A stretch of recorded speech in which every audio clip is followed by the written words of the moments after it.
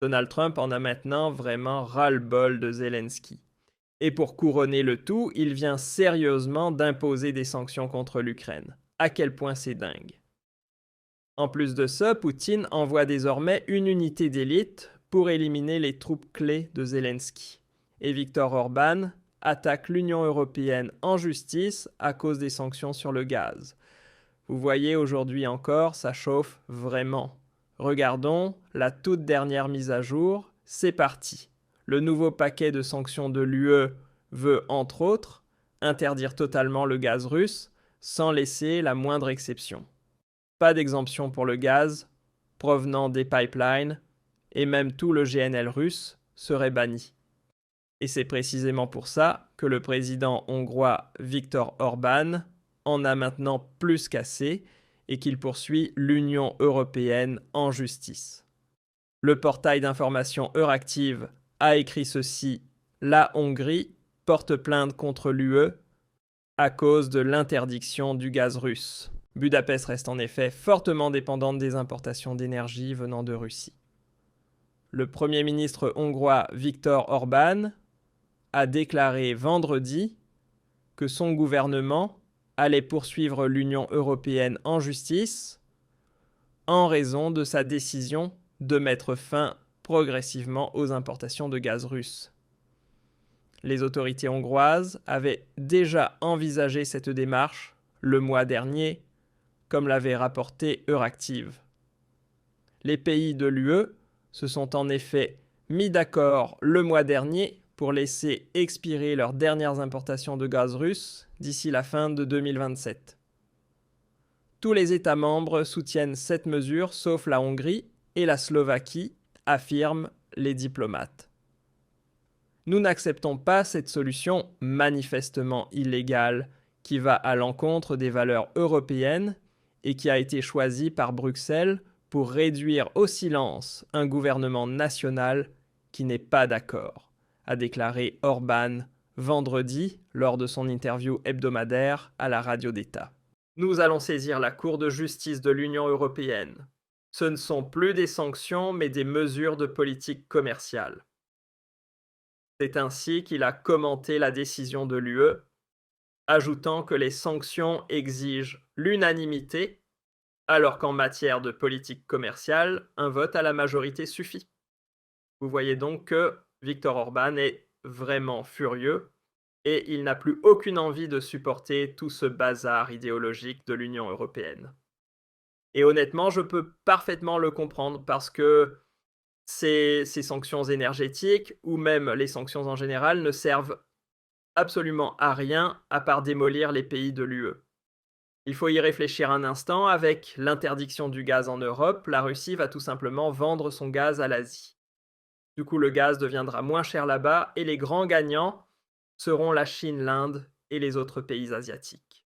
Pour la Russie, toute cette histoire sera un jeu à somme nulle, mais pour l'Europe, ce sera une véritable catastrophe puisque l'offre de gaz va chuter massivement et que les prix vont encore grimper. Et je veux dire, ce n'est pas comme si l'Europe, et surtout l'Allemagne, n'étaient pas déjà à genoux à cause de la crise énergétique. Franchement, ces politiciens sont complètement à côté de la plaque. Et j'espère vraiment qu'Orban aura du succès avec sa plainte.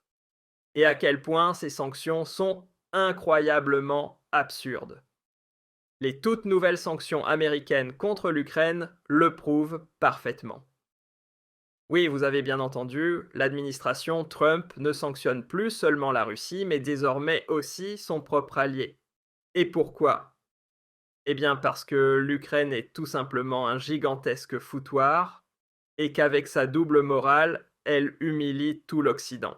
Le Kyiv Independent a écrit ceci: les États-Unis sanctionnent des entreprises ukrainiennes accusées d'avoir aidé à fournir des pièces pour les drones iraniens Shahed utilisés par la Russie. Incroyable. 2 entreprises enregistrées en Ukraine qui auraient prétendument aidé à fournir des composants pour les drones iraniens. Shahed font partie des 32 personnes et organisations sanctionnées le 12 novembre par le ministère américain des Finances. Le vaste paquet de sanctions vise les chaînes d'approvisionnement qui soutiennent le secteur iranien des missiles de l'aéronautique et de l'espace. Cela inclut également des agents d'approvisionnement impliqués dans les drones iraniens Shahed. Les sanctions ciblent 32 personnes physiques et morales réparties dans 8 pays, dont aussi l'Ukraine. Selon l'Office of Foreign Assets Control du ministère américain des Finances, ces entreprises forment un réseau qui fournit des magnétomètres d'indication de position à HESA, le développeur et fabricant du drone de type H utilisé par la Russie pour frapper l'Ukraine. L'OFAC avait initialement inscrit HESA sur sa liste en 2008. L'Iran a commencé à vendre des drones Shahed à la Russie durant la seconde moitié de l'année 2022. Et en 2023, la Russie a démarré la production de ses propres copies nationales, connues sous d'autres noms comme Geran ou Gabara, même si leur composition réelle varie fortement. Et ça, vous devez vraiment le laisser fondre sur votre langue. Oui, Zelensky se plaint chaque jour qu'Europe achète du pétrole et du gaz russe et qu'elle remplit ainsi la caisse de guerre de Poutine, et en même temps lui-même laisse des entreprises ukrainiennes produire des composants pour les drones iraniens Shahed. Quelle énorme hypocrisie, quelle double morale. Et le plus dingue, c'est que ces drones iraniens Shahed sont précisément ceux que la Russie achète pour attaquer l'Ukraine. C'est tout simplement délirant, et ça montre à quel point cette Ukraine est devenue une véritable catastrophe totale. Et c'est pour cela qu'il est désormais évident que le président américain Trump a complètement perdu patience et qu'il a imposé les premières sanctions contre l'Ukraine. Franchement ridicule au possible. Et c'est pourquoi nous arrivons maintenant au dernier sujet qui concerne l'unité d'élite de Poutine, celle qui part à la chasse aux soldats ukrainiens les plus importants, à savoir les pilotes de drones, parce que les drones sont la dernière chose qu'il reste encore à l'Ukraine et que ces pilotes sont particulièrement précieux pour elle. Le magazine d'actualité Watson a écrit ceci: la nouvelle unité d'élite de Poutine traque les pilotes de drones. Un chercheur met en garde contre une perte d'avantage. Une formation secrète bouleverse la guerre électronique et se montre extrêmement efficace contre les drones ukrainiens.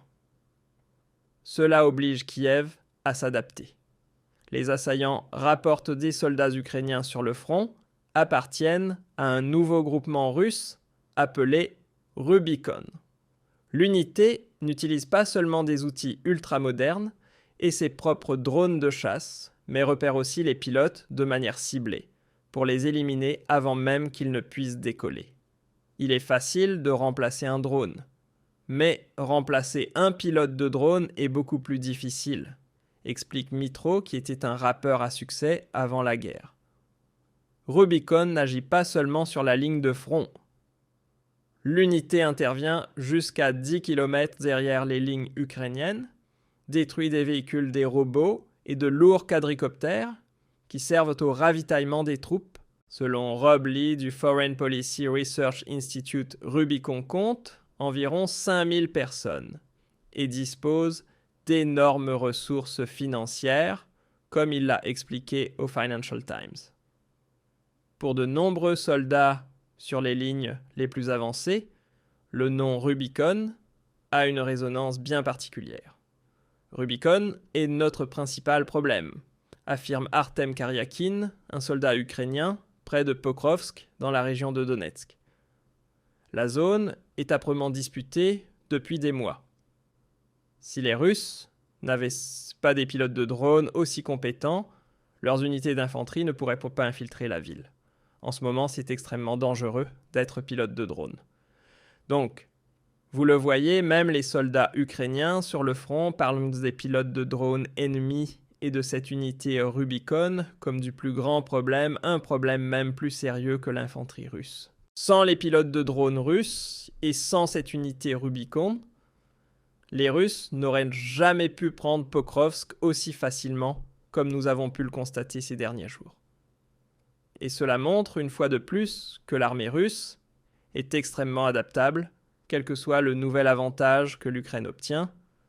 Grâce à l'Occident, les Russes s'y ajuste rapidement, le copiant, le développe et transforme même cet inconvénient en avantage pour eux-mêmes. Pendant longtemps, l'Ukraine avait une véritable domination en matière de drones, et c'est pour cette raison que les Russes n'avançaient que très lentement et ne parvenaient à conquérir du territoire qu'à un rythme réduit. Mais cette époque est désormais révolue. Cette unité d'élite russe traque les pilotes de drones ukrainiens, et une fois qu'ils sont éliminés, l'armée russe peut conquérir les prochaines villes, les villages, et encore d'autres villes. Alors qu'en pensez-vous de cette nouvelle unité d'élite russe? Et surtout, que dites-vous du fait que des entreprises ukrainiennes fabriquent des composants pour des drones iraniens et se retrouvent maintenant sanctionnées pour cela? N'hésitez pas à me donner votre avis dans les commentaires sous la vidéo.